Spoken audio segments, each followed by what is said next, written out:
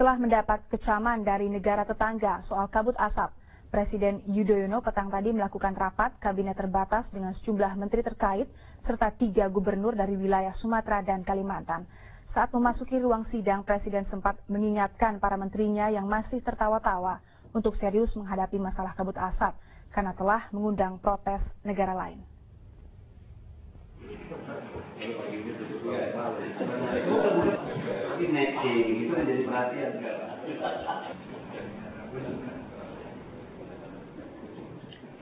Seperti biasa, sebelum Presiden memasuki ruang rapat, para menteri yang lebih dulu berada di ruang rapat saling sapa dan berdiskusi. Nampak di antara menteri saling bersenda gurau sambil menunggu kedatangan Presiden. Namun, tawa itu tiba-tiba terhenti saat Presiden memasuki ruang rapat. Masih bisa ketawa-ketawa. Asap seperti itu. Presiden nampak kecewa dengan tingkah sejumlah menterinya. Berkas yang ada di depan meja beliau geser. Dan saat menyalakan mikrofon, terdengar suara keras hentakan jarinya. Presiden membuka rapat terbatas yang berlangsung tertutup itu dengan ketegasan dan keseriusannya akan masalah asap yang sudah masuk kategori membahayakan. Usai rapat, Presiden pun memberikan keterangan pers secara langsung dan meminta maaf atas asap yang mengganggu negara-negara tetangga. Mengganggu masyarakat atau wilayah Indonesia sendiri dan juga dalam batas tertentu mengganggu negara tetangga Malaysia dan Singapura. Atas nama pemerintah Indonesia, saya patut meminta maaf kepada negara-negara tetangga tersebut.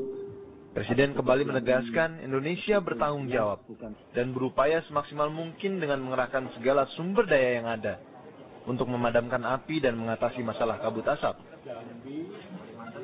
Gara-gara asap yang mengepul dari hutan Indonesia, pemerintah RI mendapat protes keras dari Malaysia dan Singapura. Bahkan Perdana Menteri Singapura Lee Hsien Loong mengirimkan surat protes ke Presiden Yudhoyono. Fajar Ilham dan Agus Ginanjar melaporkan dari Jakarta. Pembakaran hutan dan lahan yang menyebabkan kabut asap semakin tak terkendali. Di Taman Nasional Gunung Ciremai, Kuningan, Jawa Barat, kebakaran makin meluas. Sulit dipadamkan karena lokasinya di gunung. Sementara di Parepare, hutan lindung wisata terbakar menghanguskan puluhan hektar hutan jati. Kebakaran hutan dan semak di Taman Nasional Gunung Ciremai, Kabupaten Kuningan, Jawa Barat semakin meluas hingga mencapai 1.550 hektar lebih. Hingga kini kebakaran masih berlangsung dan sulit dipadamkan karena 7 titik api berada di lereng gunung. Hal ini diakui Kepala Satuan Kerja Taman Nasional Gunung Ciremai, wilayah Kuningan, Ridwan Effendi.